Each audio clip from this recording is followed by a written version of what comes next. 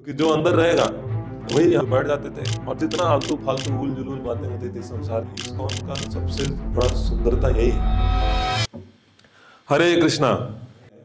जब हम लोग भक्त बन रहे थे तो हम लोग 8-10 लोग थे जो हमारे यूथ सेंटर में हम लोग रहते थे। और उस समय अभी जस्ट आरंभ ही किया था हम लोगों ने भक्ति करना।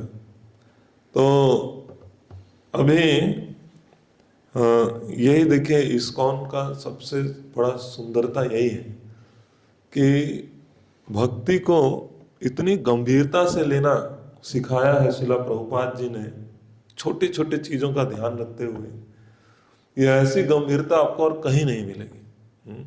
और ये सब वही कर सकता है जिसको सच में भगवान से बहुत आकर्षण है, भगवान से जो बहुत अटैच है। तो हम लोगों को हमारे सीनियर ने देखा कि हम लोग 5-10 लोग जो भी रहते हैं यूथ सेंटर में, तो रहते तो हैं, सुबह उठते भी हैं, नाम जप भी करते हैं, सब कुछ कर रहे हैं। लेकिन प्रॉब्लम क्या है, सब अलग अलग बैकग्राउंड से आए हैं ना, और सबने अभी अभी भक्ति चालू किया है। तो इसके पहले करते क्या थे, इसके पहले दोस्त लोग सब मिल के बैठ जाते थे और जितना आलतू फालतू उल जुलूल बातें होती थी संसार की, सांसारिक बातें, यही करते थे। सांसारिक लोग जब आते हैं साथ में तो यही सारी कथाएं होती हैं, क्योंकि जो अंदर रहेगा वही यहाँ से निकलेगा ना। खराब चीजें हैं तो खराब चीजें निकलेंगी, अच्छी चीजें हैं तो अच्छी चीजें निकलेंगी। तो अब जब हम मंदिर में रह रहे हैं, भक्तों के साथ रह रहे हैं, तो वहां पर हमें ये सारी सांसारिक बातें नहीं करनी चाहिए। इससे उस भक्ति का जो क्रियाकलाप है उसकी गरिमा घटती है। आप कभी भी भक्ति को सीरियसली नहीं ले पाएंगे अगर वहां बैठकर आप बहुत चीप टाइप बातें कर रहे हैं। तो क्योंकि हमारी उपस्थिति से, हमारी मानसिकता से, हमारे क्रियाकलाप से, हमारे वचनों से वहाँ का वातावरण स्थापित होता है, वहाँ का वातावरण बनता है कैसा आप बनाना चाहते हैं। तो अभी सब लोग आए हैं वहाँ, एक साथ रह रहे हैं, नए नए हैं हम लोग, कोई सीनियर भी नहीं है। और सब लोग हम लोग आते थे, माला वाला हो गया, मॉर्निंग प्रोग्राम सब कुछ खत्म हो गया। अब दिन भर जब हम लोग साथ में हैं तो क्या बातें करेंगे, गीता भागवत के बारे में कुछ जानते ही नहीं है, अभी तो स्टार्ट किया है और मुंह बंद करके बैठ नहीं सकते हैं, कुछ तो बोलना है। तो दिन भर बैठ के फिर से वही जो देखते थे। तो अब सीनियर के सामने एक बहुत बड़ा संघर्ष था, एक चैलेंज था कि इसको कैसे ठीक किया जाए।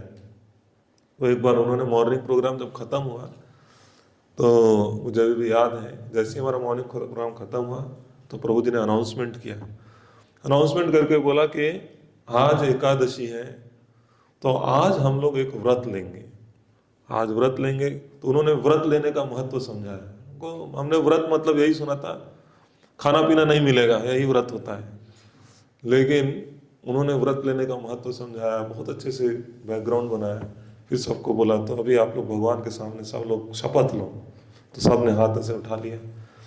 तो सब ने बोला मैं, तुम्हें बोले मेरे पीछे पीछे धरा हूँ मैं, सबने बोला मैं, अपना नाम बोलो, नाम प्रेमदास, शपथ लेता हूँ, शपथ लेता हूँ आज परम एकादशी वाले दिन भगवान को साक्षी मानते हुए भगवान को इतना चीज दोहराया।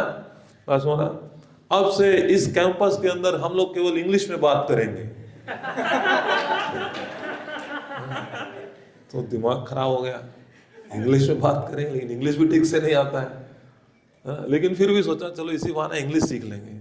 हमने शपथ ले लिया। समझ में नहीं आया प्रभु जी क्यों करा रहे हैं, तो भक्त हैं, इसको हमारे हिंदी इंग्लिश से क्या लेना देना। बाद में समझ में आया कि अब इंग्लिश बोल नहीं पा रहे हैं तो जो प्रजल्प है वो बहुत कम हो गया, क्योंकि बोलना ही नहीं आ रहा है।